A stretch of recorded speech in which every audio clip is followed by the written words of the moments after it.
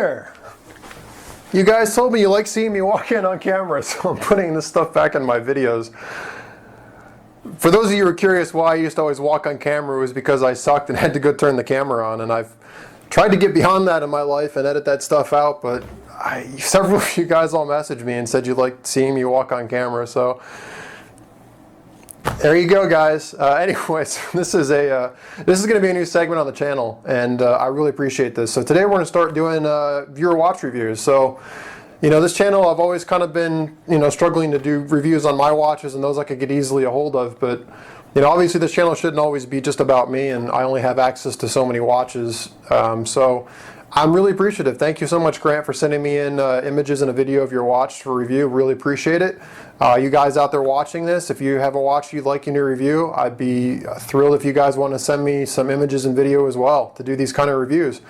One of these days when I grow a pair of balls, I'm going to have to go to a watch store and beg them to let me borrow their watches. But until I have the courage to go let somebody or beg somebody to let me borrow their $50,000 Patek Philippe or something for a review, this is kind of where we're at. And again, this channel is all about, sharing a passion for finely crafted goods. This is not all about me and my stupid collection and my weird taste. This is about, again, everybody just kind of sharing a passion, be it, things mechanical, watches, cars, you name it. And I really appreciate it. Thank you so much, Grant, for sending me in a video and photos of your watch for me to review. And to you guys out there, again, if you have something you'd like me to review, please send it along my way. So without further ado, let's go ahead and check out Grant's watch. All video clips and all images you'll see were submitted by Grant, so thank you so much. And since you guys like me walking on camera, here's a video of me walking off camera.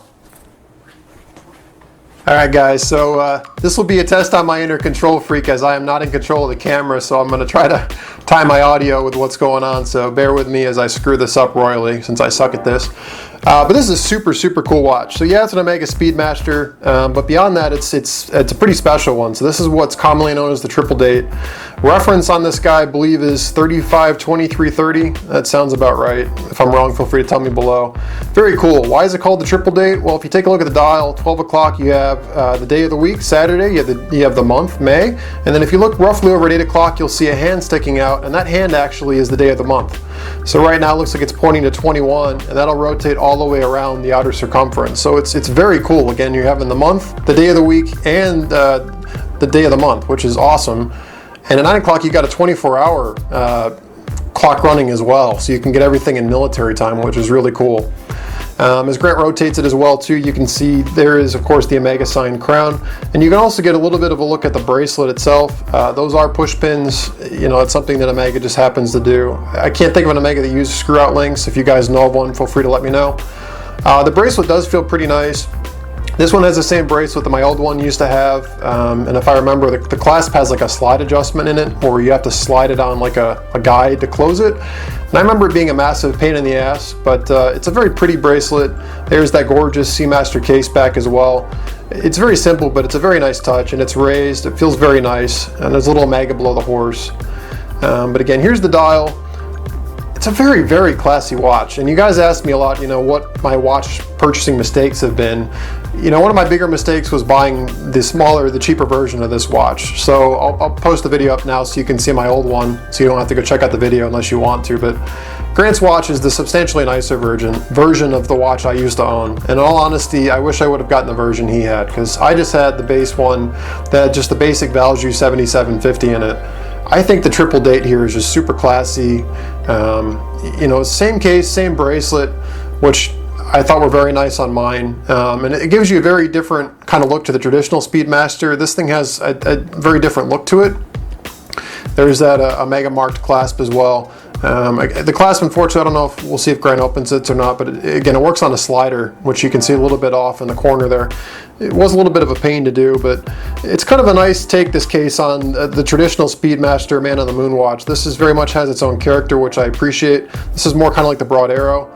But again, the dial, that's got that gorgeous satin finish to it. This watch is just class. It really is. And again, my regret is I didn't get this version. I got the base one.